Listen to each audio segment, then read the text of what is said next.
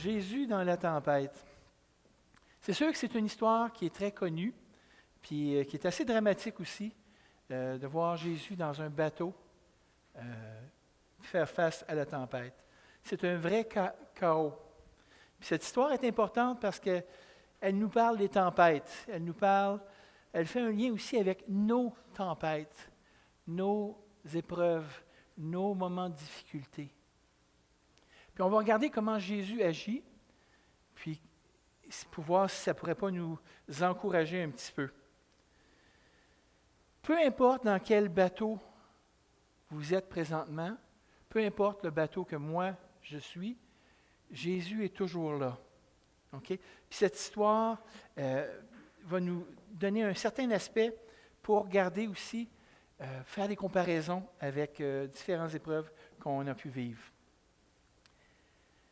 On va voir aussi que Marc va essayer de faire un genre de parallèle avec ce que Jésus va faire plus tard dans la Bible, c'est-à-dire que lorsqu'il va être sur la croix. Notre tempête actuelle n'est pas unique.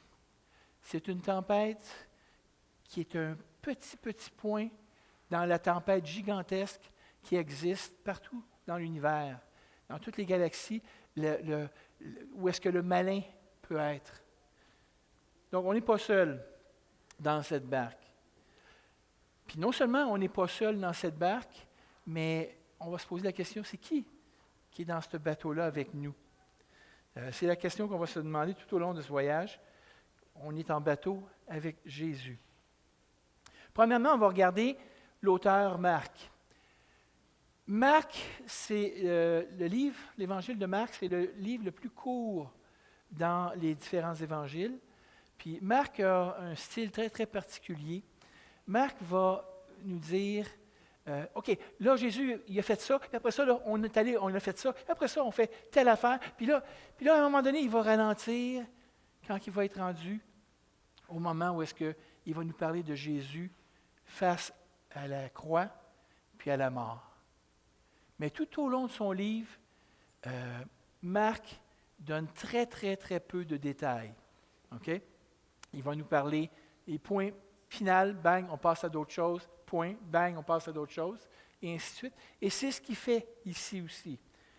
Ce que ça veut dire aussi, c'est que les détails qu'il nous donne présentement, bien, ils sont peut-être importants. Vous savez, la semaine passée, on a parlé de deux paraboles, dont une qui était le grain de moutarde. OK? Est-ce que c'est important, le grain de moutarde? Non. On pourrait en parler pendant des heures, trouver que non, effectivement, ce n'est pas vrai que le grain de moutarde est la plus petite graine au monde. Mais pour ces gens-là, en Israël, ça l'était. On n'a pas besoin de s'étirer, puis on ne le fera pas non plus aujourd'hui.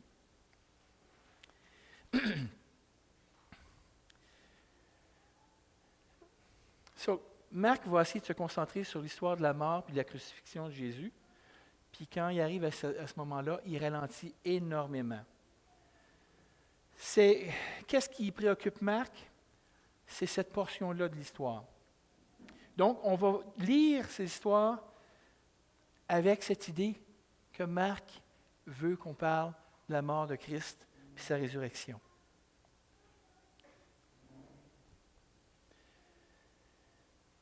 Il y a deux choses que nous remarquons à propos de son objectif. Premièrement, il n'y a pas autant de détails que les autres auteurs de l'Évangile. Si vous faites une comparaison des 4 évangiles, Marc, c'est court, puis les autres donnent beaucoup plus de détails.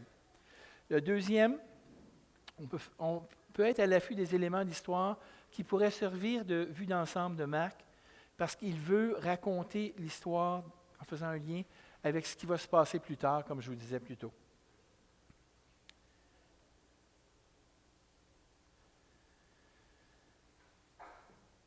Verset 35, ça dit, « Ce jour-là, le soir venu, Jésus leur dit, « Passons sur l'autre rive. » En disant « ce jour-là », Marc fait le lien avec ce qui a été écrit auparavant. Donc, les paraboles qu'on a lues la semaine passée, Marc nous dit que c'est la même journée et donc Jésus était déjà dans le bateau, probablement, ou s'il a débarqué pour prendre bouchée, il va y retourner. Une partie de l'enseignement qu'on a fait la semaine passée, il y a un lien. Jésus a parlé de plein de paraboles. OK? Puis l'histoire qu'on va voir, ben, c'est un peu comme une parabole vivante qu'on va examiner. Donc, Marc fait la transition de l'histoire avec « quand le soir était venu ». Donc, ils s'en vont dans un bateau, c'est le soir. Personnellement, je ne suis pas sûr que je m'en irais sur l'eau le soir. C'est mon opinion. Mais Marc dit qu'ils l'ont fait et Jésus leur a dit, on va passer de l'autre côté.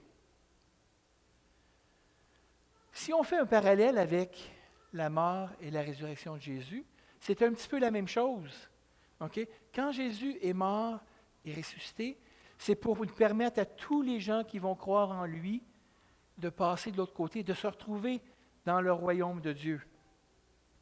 Donc, c'est une belle comparaison ici. Il y a quand même le sens qu'on doit traverser le lac, puis ce n'est pas comme la rivière Richelieu. Okay? C'est un petit peu plus large que ça. Donc, Jésus amène ses disciples de l'autre côté et il sait qu'est-ce qui va se passer. Fait que Jésus les invite, allons-y. Jésus ne va pas seul de l'autre côté. Il ne dit pas à ses disciples d'y arriver tout seul non plus. Il les amène avec lui. Donc, c'est lui qui est le meneur. Donc, si on fait une comparaison, dans nos tempêtes, dans nos épreuves, dans nos temps difficiles, Jésus nous dit la même chose. Viens avec moi. Il ne nous laisse jamais, jamais, jamais seuls. Il est toujours avec nous, même si des fois on ne le sent pas, même si des fois on a l'impression qu'il nous a laissé tomber. Non. Dieu est amour, Jésus est amour, puis il nous aime de tout son cœur. Donc, il ne nous laisse jamais, jamais tomber.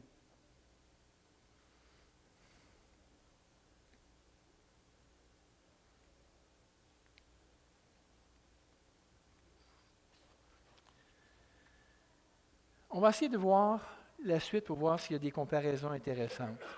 Après avoir envoyé la foule, ils l'amenèrent dans la barque où il se trouvait. Il y avait aussi d'autres barques avec lui. J'ai lu ce verset-là des tonnes de fois. OK? Puis je n'ai jamais remarqué qu'il y avait d'autres barques avec lui. Il y avait d'autres bateaux autour. OK? Puis le parallèle qu'on peut faire ici, c'est que moi, j'ai mes épreuves, vous avez vos épreuves, puis des fois, on a l'impression que c'est juste ça qui existe, qu'il n'y a rien d'autre. Mais non, il y en a d'autres bateaux autour de nous. OK? Puis l'histoire, Jésus va la vivre avec ses disciples dans cette barque-là, mais les autres bateaux étaient autour, ils ont vécu aussi les mêmes choses. Puis c'est ce qu'on va voir. On sent... Une autre chose, il nous dit de quitter ils doivent quitter la foule et amener Jésus avec dans le bateau. OK? On doit faire quelque chose, on doit avancer. Et dans nos épreuves, c'est la même chose. Jésus ne nous dit pas d'aller s'asseoir et d'attendre qu'il va répondre à nos prières. Non. On prie Dieu, on lui demande, on le supplie, mais on doit quand même aller de l'avant. Il nous guide, il nous montre, Jean, OK, je fais ce pas-là, oups, ça ne marche pas. Ça, c'était mon pas. On va essayer de l'autre bord, oh, ça marche. Ça, c'était Dieu. Donc, on doit écouter, puis voir avec nos yeux où est-ce que Dieu nous guide. Le passage dit que les disciples ont pris Jésus juste comme il était. Le sens de ceci est simplement que Jésus, OK, il n'y avait pas 2 valises. Les apôtres n'avaient pas leurs valises. Il n'y avait pas de nourriture extra, il n'y avait pas de vêtements extra, il n'y avait pas de manteau ou de parapluie ou de quoi que ce soit. Non. Ils s'en allaient tel quel, puis ils ont traversé le lac. Jésus avait déjà été dans ce bateau. Il a enseigné toute la journée les paraboles à la foule. Puis les disciples n'essayent pas de lui fournir un autre bateau plus grand ou quoi que ce soit. Non, ils ont pris le bateau dans lequel il était, puis bang, on traverse. Donc, il faut se rappeler qu'on peut faire confiance à Jésus dans n'importe quel bateau. On n'a pas besoin de choisir un bateau plus grand ou quoi que ce soit. Non. On est dans cette épreuve-là, on y fait face, on va chercher de l'aide, demande à nos amis de prier, les gens de l'Église, etc. Mais on va de l'avant. Marc inclut également un bref détail dans l'histoire, comme quoi il y a d'autres bateaux qui étaient avec lui. Il n'en parle plus après. Il n'en parle plus, on n'en entend plus parler, on ne les voit même plus. Mais ils sont là. Ça veut dire que eux aussi, ils vont vivre la tempête, eux aussi, ils vont passer à travers, puis ils vont subir la grâce de Dieu lorsque Jésus va apaiser la mer. Donc, Marc n'inclut pas les détails pour rien. Il est très économe avec l'angle qu'il utilise. Et on fait bien de réfléchir un peu à pourquoi ces autres bateaux-là. C'est qu'on ne doit pas oublier les autres autour de nous. Chacun de nous, chacun de nous passe par des moments très difficiles. J'avais un voisin, un couple de voisins, quand j'étais à l'île Perrot. Ah, que ça avait l'air d'être parfait. Il y avait une grosse voiture, il y avait un bateau, il y avait un chalet, il faisait des voyages. Il avait de l'air heureux, il était beau, il était grand, il était fort. C'était extraordinaire. Okay? Un samedi matin, Jean, on se sépare. Ça fait 2 ans qu'on ne s'est pas parlé correctement, qu'il n'y a pas de communication, il n'y a rien qui marche. Pourtant, tout avait l'air d'être beau, ils ont fait des voyages. Non. Chacun de nous passe par des moments difficiles. Vous n'avez pas besoin d'être seul non plus pour faire face à ça. Vous avez des amis dans l'Église, vous avez de la famille. Parlez-en. Quelqu'un peut arriver et dire, as-tu pensé à faire ça? Puis en plus, on n'est pas seul. Jésus est là. Jésus est continuellement avec nous. Okay? Il y a des gens qui ont été guéris de maladie. Alléluia, c'est super. Il ne nous guérit pas toujours, OK?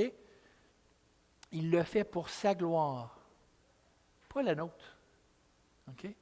On a tous des bobos, puis on a tous été probablement guéris une fois dans notre vie, ce qui a fait grandir notre foi, mais il ne le fait pas continuellement. Mais on peut en parler des bons moments. On peut en parler aux autres, comme quoi que on a eu un problème de prostate. Puis que Dieu, je me suis tourné vers Dieu, puis bang! Le docteur m'avait dit que j'étais pour souffrir de la prostate toute ma vie. J'avais 25 ans. Dieu m'a guéri complètement. Depuis ce temps-là, pas de problème de prostate. J'ai des douleurs, de l'arthrose, plein de petits bobos, puis ceux-là ne sont pas guéris. Mais ce n'est pas grave, je me souviens de la prostate. Puis j'y rends gloire pour ce qu'il a fait.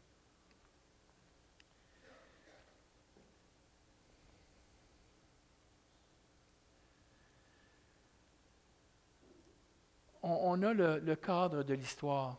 OK? Vous pouvez voir la photo. Ça n'a pas l'air d'être drôle dans le bateau, hein?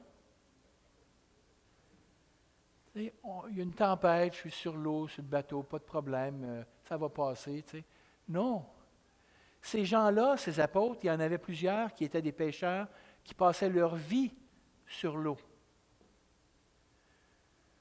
Puis ils ont peur. Ils ont peur énormément. Fait que ce n'était pas nécessairement une tempête normale. OK? Puis cette image-là le démontre assez bien. Pour que des pêcheurs d'expérience aient peur sur l'eau, c'est parce que ce n'était pas normal. Si admettons, en embarquant dans la barque, il aurait vu les nuages, puis les éclairs, puis oh, puis c'est noir, noir, noir là-bas. Il aurait dit à Jésus, je pense qu'on est mieux de ne pas y aller. Non, ils sont allés, puis une fois rendus dans l'eau, bang, la tempête. Donc, ils sont surpris. Puis quand on a, nous, une tempête qui arrive, on est surpris, nous autres aussi. Pourquoi ça m'arrive à moi, ça? Pas drôle. C'est sûr qu'on ne pleure pas devant tout le monde. Mais quand on est tout seul avec Dieu, on lui demande des fois, il y a des gens qui vont pleurer parce que c'est difficile à faire face. Mais il est toujours là. Il ne nous oublie pas.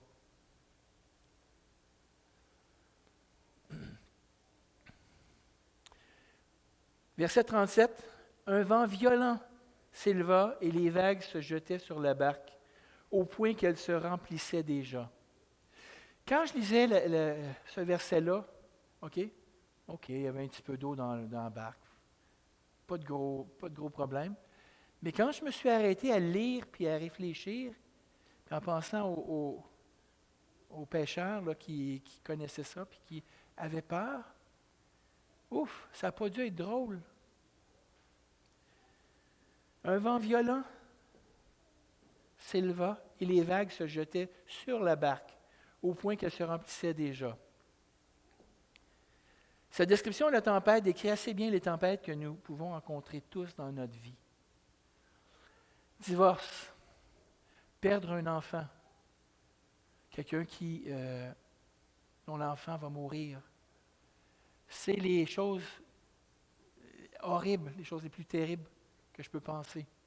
Perdre mes enfants, divorce, OK, vous allez rire de moi, là, j'en ai déjà eu 2. Fait que je sais ce que c'est, mais c'est pas drôle. Puis vous avez des problèmes de santé, vos parents sont malades, vous êtes obligés de vous occuper. Il y a plein de choses qui nous arrivent, c'est pas facile. Mais Jésus est toujours, toujours, toujours là.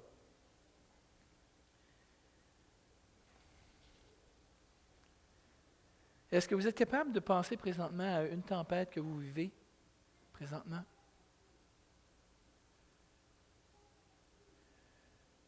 Levez la main ceux qui n'ont pas de tempête.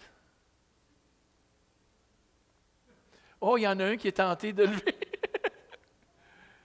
Non, moi, ma main est restée en bas aussi.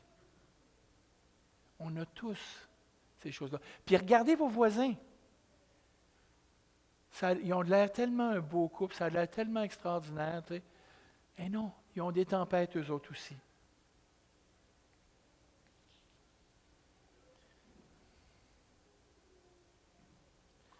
La tempête est aussi une bonne description du mal.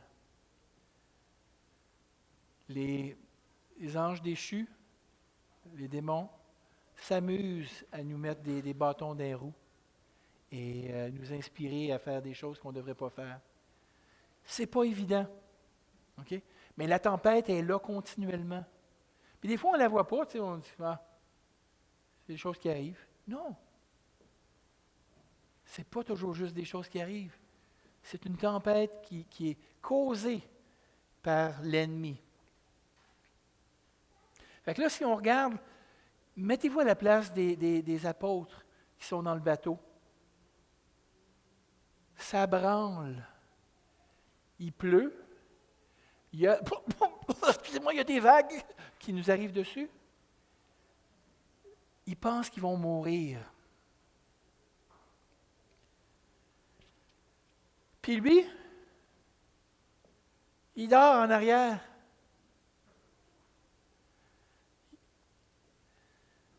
Et lui, il dormait à l'arrière sur le coussin.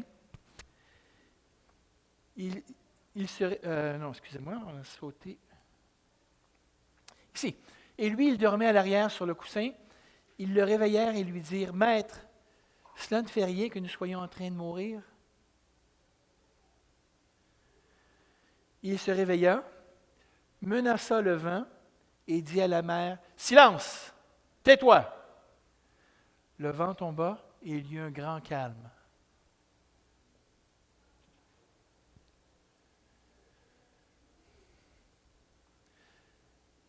Remarquez que Jésus ne répond pas à leurs questions. Il a posé une question, il est allé directement régler le problème. Il se réveille puis il réprimande la tempête. Cet énorme conflit de mer et les forces démoniaques, cette grande tempête de vent arrive à un brusque grand calme. Sans que Jésus lève le petit doigt, voilà pour la scène de bataille que de toute bonne histoire devrait avoir. Toutes nos histoires comme ça, on se retourne vers Jésus, puis il va y avoir une solution. Peut-être pas tout de suite, peut-être pas demain, okay? Mais à la fin, ça va être réglé, oui, on le sait. Donc, on prend notre mal en patience, on continue de prier, on continue de servir les autres, d'aimer les autres. Et très souvent, qu'est-ce qui arrive? Qu'est-ce qui arrive quand on tape, puis qu'on s'accroche, puis qu'on ne tombe pas? Qu'est-ce qui arrive lorsque on aide quelqu'un d'autre? Quand on sert l'Église, quand on sert les enfants qui sont en arrière, quand on aide les parents qui sont en arrière, puis que les enfants sont un petit peu turbulents. Bien, moi, je ne sais pas si pour vous autres c'est la même chose, j'oublie mes bobos, j'oublie mes problèmes, puis Dieu me donne de la joie d'aider les autres.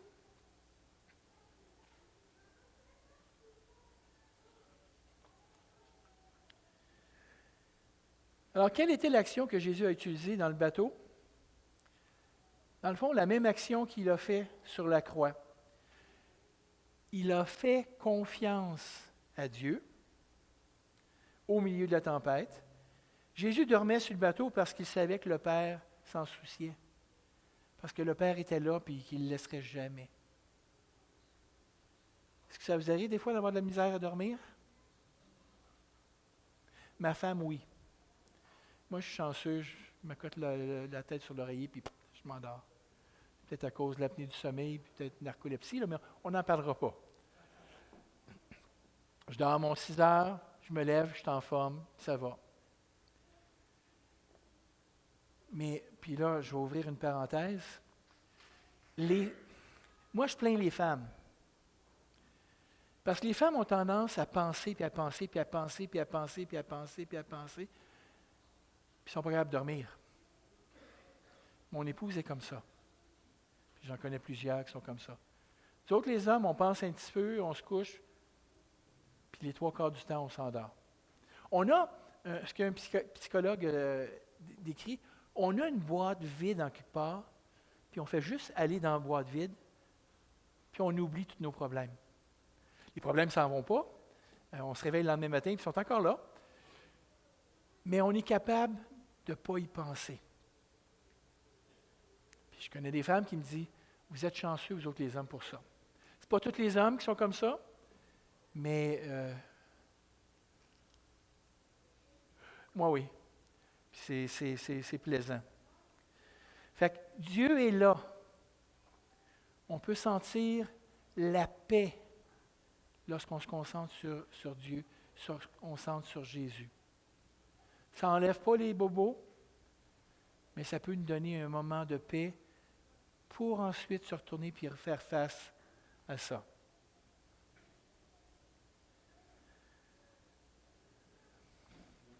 Donc, on peut voir Jésus ici.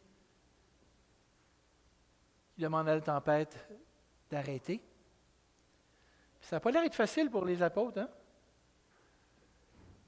Moi, ce n'est pas comme ça que je le voyais avant.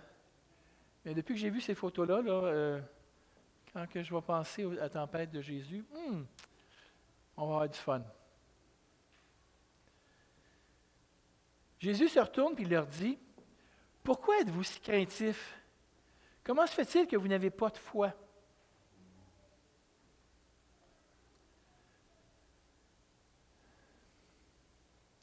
Ils furent saisis d'une grande frayeur et ils se disaient les uns aux autres, « Qui donc est cet homme? Même le vent et la mer lui obéissent. » C'est Dieu qui a créé la mer, les océans, la terre, les orages, les tornades et tout ça. C'est lui qui est en contrôle total. Quand ça arrive, c'est parce qu'il, ou bien il l'a provoqué, ou il le permet. La mauvaise chose, c'est plutôt le permet. Mais il faut garder en tête que Dieu est en contrôle de tout ça. Pourquoi êtes-vous si craintif? Je sais, c'est facile. Okay? Tourne-toi vers Dieu, tourne-toi vers Jésus et tout va bien aller. Pas toujours, mais ça peut nous aider, ça peut nous donner du courage à aller de l'avant.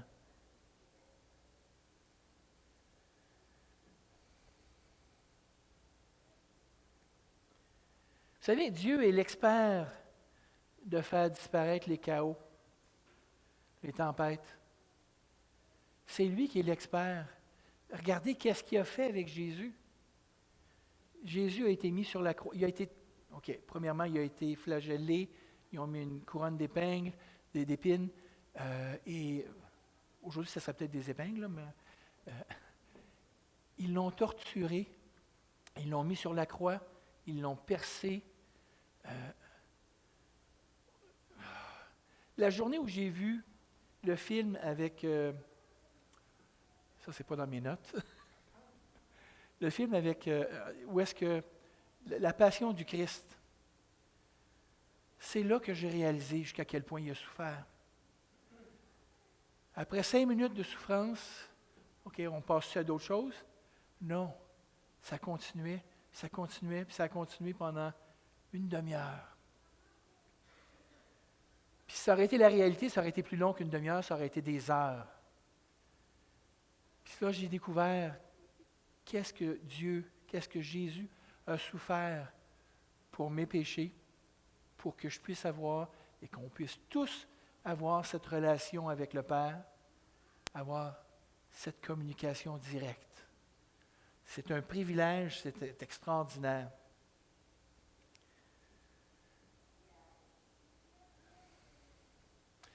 Et les disciples ont vécu cette histoire-là et ont pu la raconter à leurs voisins, à leur famille, aux gens qu'ils ont rencontrés.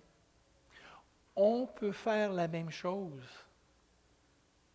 Moi, je vous ai conté, je sais que c'est peut-être pas la première fois que je l'ai conté, là, mais pour ma prostate, je suis tellement content que Dieu me guérit que j'en parle souvent. Parce que s'il y en a qui ont des problèmes de prostate, vous savez ce que j'ai passé à travers. Puis là, Dieu me guérit, puis je le remercie. Mais chacun de nous ont eu des problèmes, puis Dieu est intervenu, que ce soit une maladie ou une situation, ou peu importe. Dieu est intervenu pour qu'on soit ici. Il nous a ouvert l'esprit. Donc Dieu a agi dans notre vie, continuellement.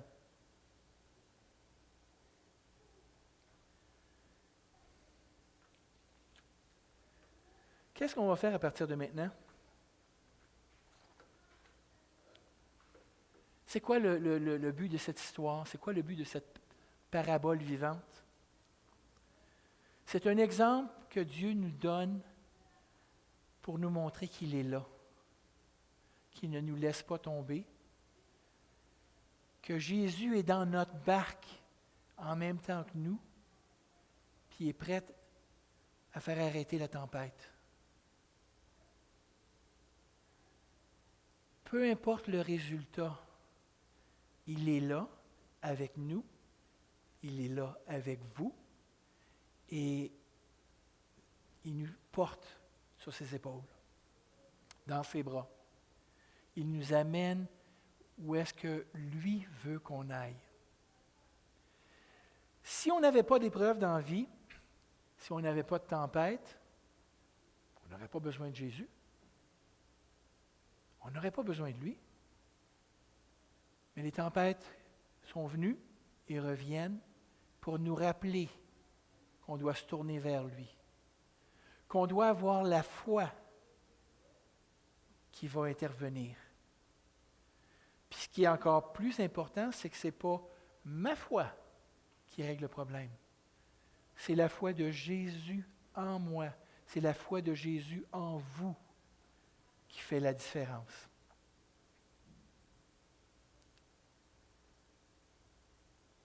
Quand je vous parle comme ça, j'ai de la joie. OK? Puis quand je pense à mes problèmes, ce n'est pas de la joie qui vient normalement. Donc, cette joie, d'où elle vient? Elle vient de Jésus, en nous. Donc, à toutes les fois que vous allez avoir cette paix d'esprit, cette joie, souvenez-vous d'où elle vient. Souvenez-vous de la tempête dans la barque, dans le bateau. Puis Jésus, il dormait. Il avait confiance, lui. Il savait. Mais on a besoin de se rappeler. On peut le réveiller, puis il va s'occuper de nos problèmes. Même s'il ne les règle pas complètement, il va nous aider à passer à travers. Puis ça fait une grosse, grosse différence. Prions.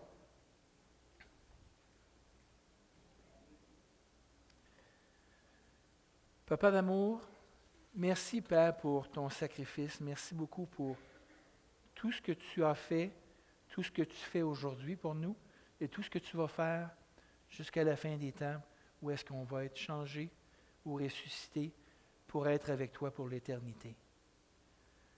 Papa d'amour, on pense aux enfants qui sont en arrière, qui présentement ont possiblement une vie paisible, mais qui vont faire face à des problèmes aussi. Ils ont peut-être fait face à plein de problèmes. On te demande, Père, de les garder, d'être avec eux, puis de faire savoir qu'eux sachent que tu es là. Fais en sorte qu'ils le ressentent et qu'ils puissent aller de l'avant en disant, oui, Dieu est là, il a agi dans ma vie, il a agi dans la vie de mes parents, et ainsi de suite. Père, ce sont eux qui vont former ton Église dans 10 ans. Ce sont eux qui vont prendre notre place dans 5 ans, peut-être avant. On te demande, Père, de les guider, de nous aider à les aider. On te demande, Père, de faire en sorte qu'on puisse voir, qu'on ait ta vision sur ce qui s'en vient. Aide-nous, Père, à nous souvenir des épreuves à laquelle tu es intervenu. Fais en sorte qu'on puisse le dire aux gens, les gens de la communauté, comme quoi que tu es un Dieu qui est bon, un Dieu qui aime et qui intervient dans nos vies. On te demande d'être avec nos pasteurs, Roger et Sylvie. Aide-les dans cette transition, Papa d'amour. Ça fait plus de 30 ans qu'ils travaillent fort avec nous. Ils ont besoin d'une pause. Donc, on te demande, Père, de leur donner une vraie pause, pleine de joie, pleine de paix. Et fais en sorte, Père, qu'ils reviennent après leur sabbatique en paix et joyeux. Je te demande aussi, Père, de nous aider, tous les membres ici, de faire en sorte, Père, qu'on puisse te voir dans les choses qui sont autour de nous. Qu'on puisse voir le travail que tu fais avec un ou une. Et qu'on puisse se réjouir, parce que ça nous rappelle que tu es là pour nous aussi. On te demande, Père, ces choses, parce que Jésus nous a dit de te demander. On veut te rendre gloire pour ta sagesse, pour ta puissance, pour ton amour, pour ta compassion et pour toutes les qualités, Papa d'amour, que tu as et que tu nous as transférées ici et là, un peu ici, un peu là. On te demande ces choses au nom de Jésus. Amen.